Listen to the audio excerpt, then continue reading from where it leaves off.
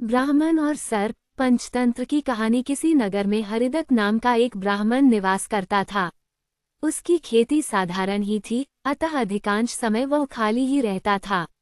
एक बार ग्रीष्म ऋतु में वह इसी प्रकार अपने खेत पर वृक्ष की शीतल छाया में लेटा हुआ था। सोए सोए उसने अपने समीप ही सर्प का बिल देखा। उस पर सर्प फन फैलाए बैठा था। उसको देखकर वह ब्राह्मण विचार करने लगा कि हो न हो, यही मेरे क्षेत्र का देवता है।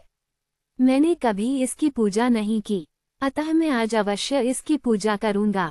यह विचार मन में आते ही वो उठा और कहीं से जाकर दूध मांग लाया। उसने एक मिट्टी के बर्तन में रखा और बिल के समीप जाकर बोला, हे क्षेत्रपाल, आज तक मुझे आपके विषय में मालूम नहीं था, इसलिए मैं किसी प्रकार की पूजा अर्चना नहीं कर पाया। आप मेरे इस अपराध को क्षमा कर मुझ पर कृपा कीजिए और मुझे धन धान्य से समृद्ध कीजिए। इस प्रकार प्रार्थना करके उसने उस दूध को वहीं पर रख दिया और फिर अपने घर को लौट गया। दूसरे दिन प्रातःकाल जब वह अपने खेत पर आया तो सर्वप्रथम उसी स्थान पर गया। वहां उसने देखा कि जिस बर्तन में उसने दूध रखा था उसमें एक स्वर्ण मुद्रा रखी हुई है। उसने उस मुद्रा को उठाकर रख लिया।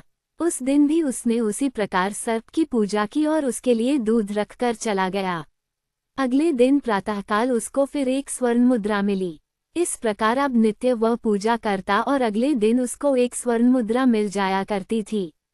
कुछ दिनों बाद उसको किसी कार्य से अन्य ग्राम में जाना पड़ा।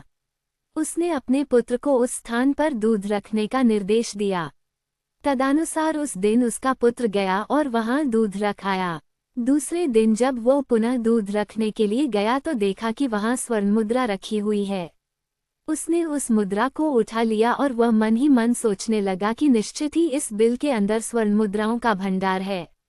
मन में यह विचार आते ही उसने निश्चय किया कि बिल को खोदकर सारी मुद्राएं ले ली जाएं।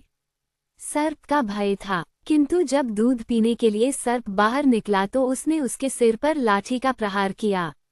इससे सर्प तो मरा नहीं और इस प्रकार से क्रुद्ध होकर उसने ब्राह्मण पुत्र को अपने विष भरे दांतों से काटा कि उसकी तत्काल मृत्यु हो गई। उसके संबंधियों ने उस लड़के को वहीं उसी खेत पर जला दिया। कहा भी जाता है, लालच का फल कभी मीठा नहीं होता है। सीख, लालच बुरी बला है।